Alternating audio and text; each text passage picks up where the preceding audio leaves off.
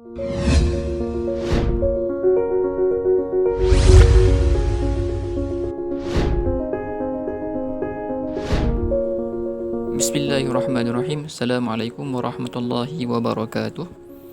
Baik, Alhamdulillah, insyaAllah pada hari ini kita akan sambung sikit lagi.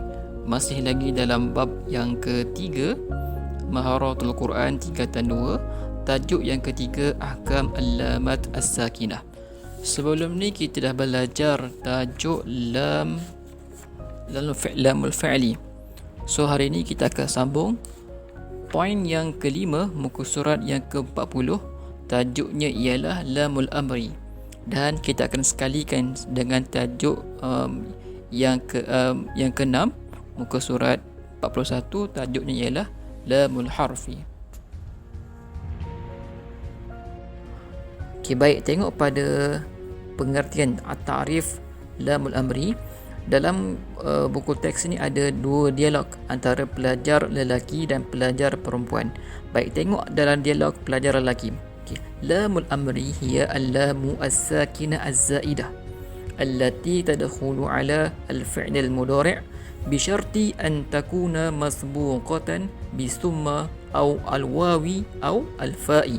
Baik, apa maksud dia?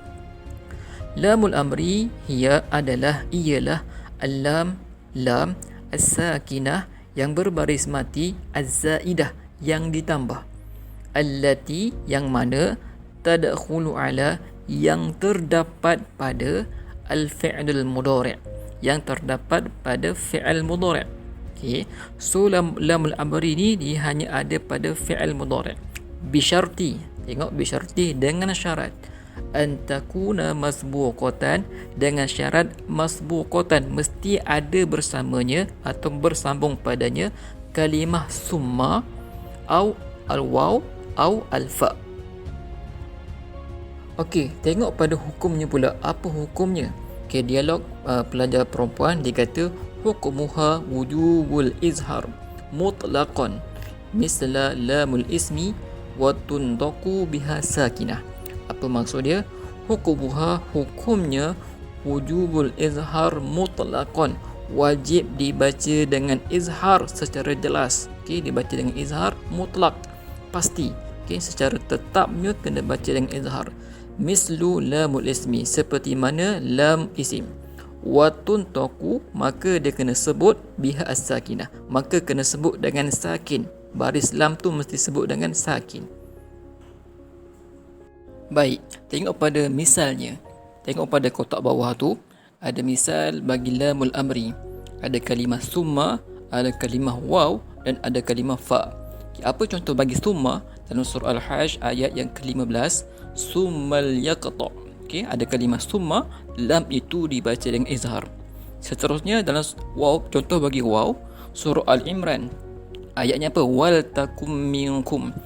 Wal ada kalimah waw sebelumnya dan selepasnya ada lam. Lam itu dibaca dengan izhar. Dan yang ketiga, contoh bagi fa, fal yusallu ma'ak. Fa ada kalimah fa, selepasnya ada lam. Lam itu dibaca dengan izhar.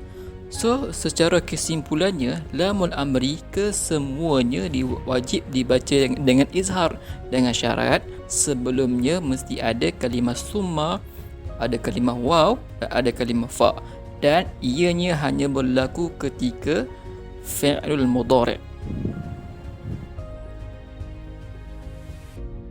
Baik, seterusnya ialah lamul harfi. Okay, lamul harfi ni apa? Tengok pada ta'arif dia. Okay, apa ta'arif dia? Ya al-lam as-sakinah al-waqi'atu fi hal waw bal. Hiya iaitu al-lam as-sakinah, lam yang berbaris mati, al-waqi'ah yang terletak, fi pada, hal ataupun bal. Okey, nak kenal pasti lamul harfi ada kalimah hal dan ada kalimah bal. Itu ta'arif dia. Okey, tengok pada contoh lamul harfi. Okey, ada dua contoh. Pertama dibaca dengan idgham, kedua dibaca dengan izhar. Kita akan pergi dulu pada idgham. Baik, bilakah dibaca dengan idgham? Okey, tengok sini. Al-idgham idza waqa'at ba'da lamul harfi Idza apabila waqa'at terletak ba'da selepas lamul harfi, selepas lamul harfi al-lam, huruf lam, atau ar-ra ataupun huruf ra. Okey. So yang pertama idgham jika mana selepas huruf lamul harfi ada dua huruf, huruf lam dan huruf ra. Kenapa? Okey, tengok pada sebab dia. Kenapa dibaca dengan idgham? Pertama, at-tamasil fil lam. Kerana lam itu dah sama dengan lam yang sebelumnya. At-tamasil sama. Yang kedua, wat-taqarrub ma' dan huruf lam itu hampir dekat dengan huruf ra, cara sebutannya. Tengok contoh. Ada 3 surah An-Nazi'at, Al-Mudaththir dan An-Nisa. Okey. Surah An-Nazi'at halaka, hal bertemu dengan lam. So bacanya halaka ila. Lam yang pertama dimasukkan ke dalam lam yang kedua. Itu makna idgham, memasukkan. Dan contoh yang kedua ada kalimah bal dan selepasnya ada huruf lam, maka juga dibaca dengan idgham. Bal la yakhafu. Lam yang pertama dimasukkan ke dalam lam yang kedua. Contoh yang ketiga, bal dan selepasnya ada huruf ra, maka dibaca dengan barrafa'ahullah. Lam dimasukkan ke dalam huruf ra. So barrafa'ahullah. Maka lam dimasukkan ke dalam huruf ra.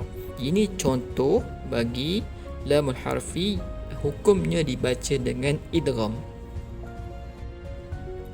Okey, hukum yang kedua ialah dibaca dengan izhar. Okey, bilakah dibaca dengan izhar? Tengok pada kotak yang bawah ni. Idza waqa'a ba'da lamul harfi. Idza apabila waqa'a terletak ba'da selepas lamul harfi, selepas lamul harfi ayyul huruf min huruf al-hijaiyah. Ayyul huruf, mana-mana huruf. Okay, ayul huruf maknanya mana-mana huruf minal huruf daripada huruf hijaiyah. Okay, ma'adan melainkan, kecuali al-lam war-ra, kecuali lam dan ra. Maknanya selepas huruf lam harfi ada huruf selain daripada lam dan ra, maka kena baca dengan izhar. Okay, kenapa? Tengok pada sebabnya. Kerana bu'ada al-makhraj, kerana jauh daripada makhraj lam dan ra, makhrajnya tak sama, so kena baca dengan izhar. Apa contoh dia? Ada surah At-Taubah dan ada surah An-Nisa. Okay, ada kalimah hal dan selepasnya ada huruf ta, maka bacanya hal tarabbasuna. Lam disebut dengan izhar. Izhar makna jelas, hal, lam tu disebut dengan jelas, hal tarabbasuna. Dan yang kedua, bal, ada kalimah bal, selepasnya ada huruf ta, maka dibaca bal taba'allah. Lam dibaca dengan izhar, jelas. Lam tu kena sebut dengan jelas, bal taba'allah. Okey, secara kesimpulannya dalam poin yang kelima iaitu lamul amri dan poin yang keenam lamul harfi. Lamul amri hanya ada satu hukum, iaitu wajib dibaca dengan izhar. Syaratnya fi'il mudhari' dan ada kalimah sebelumnya summa, waw ataupun fa. Baik, bagi lamul harfi, okey, dia ada dua hukum, boleh dibaca dengan idgham ataupun boleh dibaca dengan izhar. Dibaca dengan idgham jika mana huruf lam harfi ada kalimah hal dan bal, selepasnya ada kalimah lam ataupun ra, maka wajib dibaca dengan idgham. Tetapi selepas hal ataupun bal ada huruf selepasnya selain daripada lam dan ra, maka wajib dibaca dengan izhar. Jadi untuk hari ini ialah selesai dalam bab ahkam al-lam as-sakinah. Maka kita dah selesai dan tamat untuk belajar bagi bab yang ketiga. InsyaAllah akan datang kita akan sambung bab yang seterusnya. Okey, untuk tugasan selepas ini sila baca arahan, Ustaz akan bagi soalan dan sila jawab dan sila hantar submit pada Ustaz seperti mana biasa untuk pemarkahan. Wallahualam, semoga ilmu ini kekal sampai bila-bila dan bermanfaat buat kamu semua. Bismillah, Assalamualaikum.